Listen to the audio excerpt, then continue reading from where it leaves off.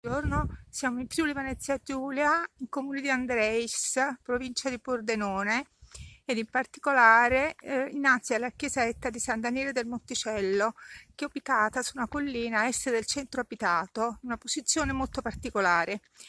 Adesso facciamo una breve visita intorno al perimetro di questa antica chiesetta che risale al XVII-XVIII secolo e che è devozionale perché sorge in un luogo molto particolare.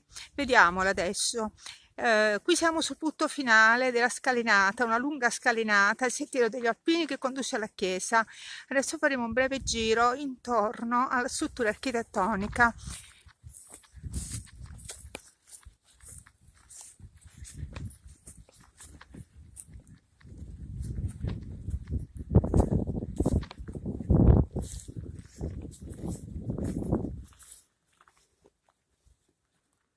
Ecco, questo è l'atrio d'ingresso alla chiesa, il portale, un'antica acquasantiera. Purtroppo la chiesetta è sempre chiusa, ci sono delle panchine, una targa in alto, ricorda l'epoca di costruzione, il restauro nel 1959. La cosa più bella è la vista. Questa chiesa si apre verso una vista meravigliosa ad ovest, verso la valle di Andreis, la Valcellina. Sullo sfondo vediamo il Creppo Nudo e altre montagne, sulla sinistra le montagne del Piancavallo, oltre le quali c'è Pordenone. Adesso, percorrendo all'esterno, vedremo il fronte opposto, ossia la vista della chiesa sull'altro lato.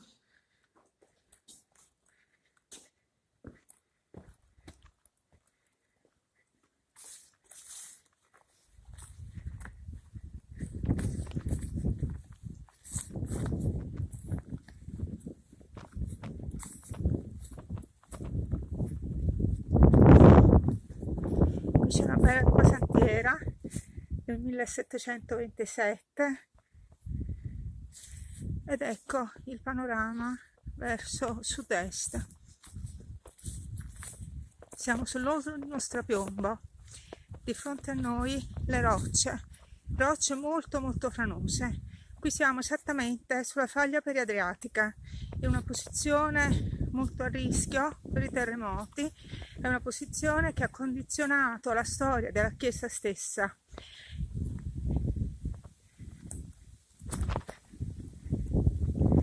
Ecco, qui vediamo i versanti scoscesi, molto franosi, il vallone in basso, lo strapiombo, e qui questa zona boscosa. Ecco la chiesetta e di lì la valle. La chiesa fu costruita proprio dagli abitanti del paese di Andreis per devozione, per protezione dai terremoti, poiché questo era il costone scosceso. Il paese fu soggetto a numerosi terremoti nella sua storia, che hanno distrutto le case e la chiesa stessa è stata più volte danneggiata. Oggi la vediamo in tutto il suo splendore, è davvero un luogo di pace, anche se purtroppo mancano molti alberi rispetto a qualche anno fa. E è stata anche rimaneggiata la facciata, tinteggiata di bianco, ha perso una patina originaria, ma ciò nulla toglie al fascino di questo luogo, al fascino eccezionale. Ecco, tra gli alberi si intravede lo strapiombo. Si sente anche il rumore del vento. Spero che la possiate visitare. Buongiorno.